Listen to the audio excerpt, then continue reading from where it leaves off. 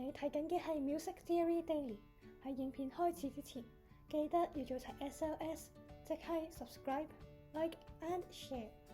打開小鈴鐺同埋 follow 翻我哋嘅 IG， 要接收翻我哋最新嘅樂理知識啊！大家好，又係我阿 Cat。上集我哋講咗點樣去計算附點音符，今集我哋嚟講一講佢嘅另一種寫法。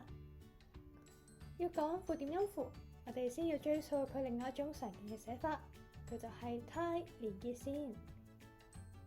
連結線我哋可以寫成向上或者向下嘅弧線，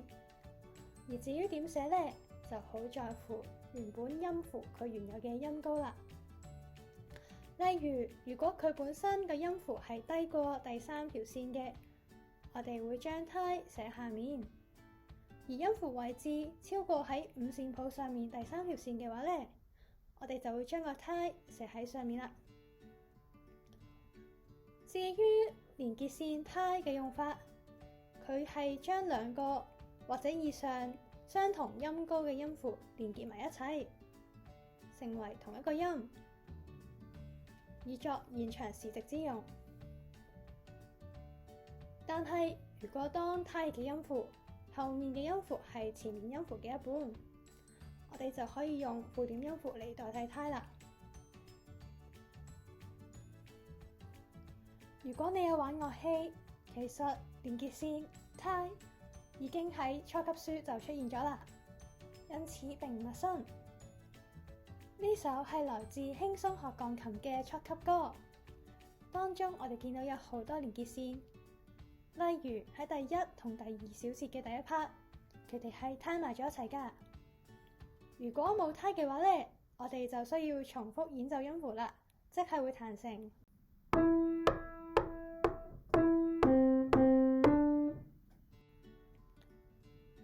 但係如果我哋 tie 埋咗一齊呢，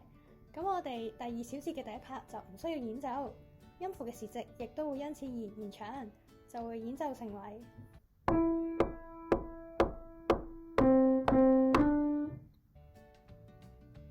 所以呢，我哋會見到 tie 係有延長時值之用。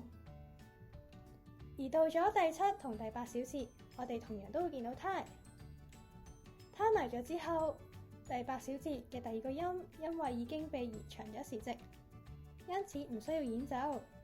佢就會變成咗。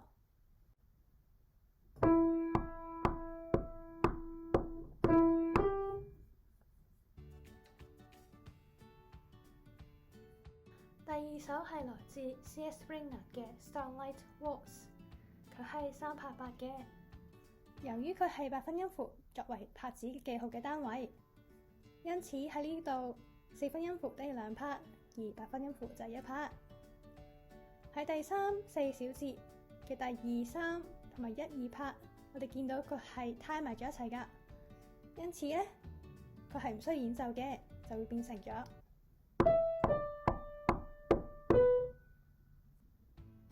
而第7、8小節，我哋見到第2、3同埋第1拍亦都係 tie 埋咗一齊嘅，所以當我哋彈奏嘅時候，我哋就會變咗做。我哋見到後面小節嘅第一拍係唔需要演奏，因此前面第2、3拍嘅節奏呢嘅時值就被延長咗啦。由於呢個小節，我哋見到後面音符嘅時值係前面音符時值嘅一半，因此如果要將佢哋獨立抽出嚟嘅話，我哋可以將佢用附點4分音符代替。但係由於佢哋分開咗兩個小節，所以我哋呢度就用連結線去代表，而唔用附點音符啦。第3個例子，我哋見到呢個樂章入面，佢用咗3個 tie，時長更加係9拍。當唔用 tie 嘅時候，我哋需要將所標記嘅音符演奏3次，即係。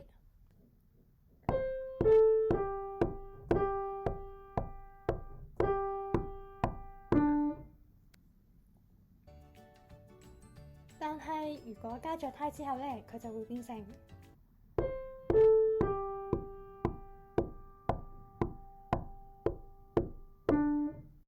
我哋見到個 G 音延長咗好多拍，所以我哋都見到胎係有延長時值之用㗎。而第3小節，我哋見到佢有一個附點二分音符。如果我哋要將附點音符拆開，我哋更加可以寫多3個胎添，於是就可以變成咗有3個 crotchet 嘅胎啦。因此，如果喺拍子記號範圍許可之下，我哋都盡量希望能夠化繁為簡，將好多個胎變成一個 dotted note。為咗唔俾音符以無限連結嘅方式寫埋出嚟，因此我哋見到 dotted note 咧就迎刃而生啦。我哋可以將好多個胎嘅音符寫成附點，例如呢一個8拍4嘅拍子記號嘅樂章入面，將佢哋組合埋一齊嘅話咧，我哋會見到我哋可以直接將佢寫上附點全音符同埋二分音符。咁我哋就可以完成咗呢一個小節佢需要8拍嘅要求，亦唔需要用太多嘅胎去表示啦。因此我哋可以見到6拍嘅胎可以寫成 dotted semi brief， 3拍嘅胎可以寫成 dotted minor， 1拍半嘅胎可以寫成 dotted crotchet， 而 0.75 即係4/3拍嘅胎，我哋可以寫成dotted quaver。 而大家要記得喺樂理考試或者一啲練習上，如果我哋見到一啲關於胎嘅題目，我哋要將相同音高嘅音符連上。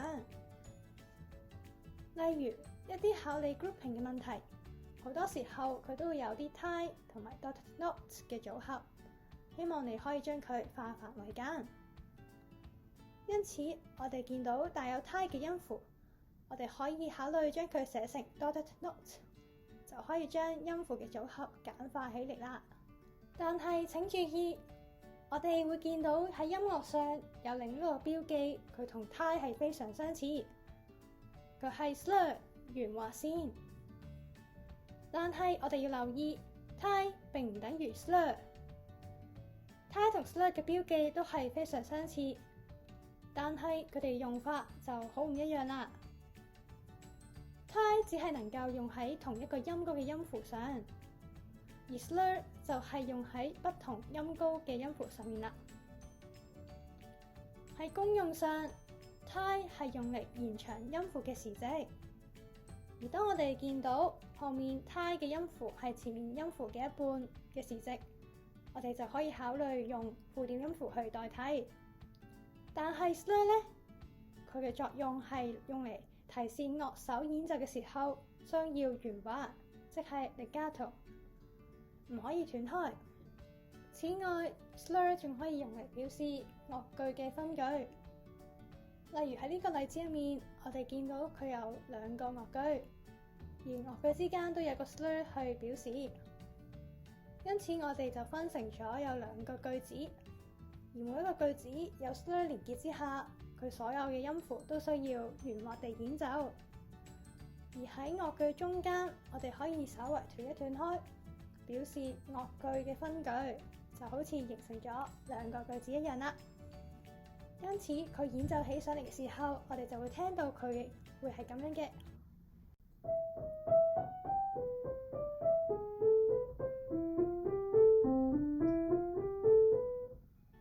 當中我哋見到2句之間有一個好輕微嘅斷開，而樂曲2句之間佢哋係非常之圓滑咁演奏嘅。因此大家要記得唔同嘅音樂標記，千祈唔好演奏錯誤。今集嘅時間到咗呢度，希望大家可以藉住今集更加了解附點音符、胎同埋 slur 佢哋之間嘅關係同埋分別。如果有咩問題都歡迎留言，我哋好樂意解答大家嘅問題。最後最緊要就係繼續 support 我哋嘅 channel by subscribe、like and share。我係阿 Cat，我哋下集再見，拜拜。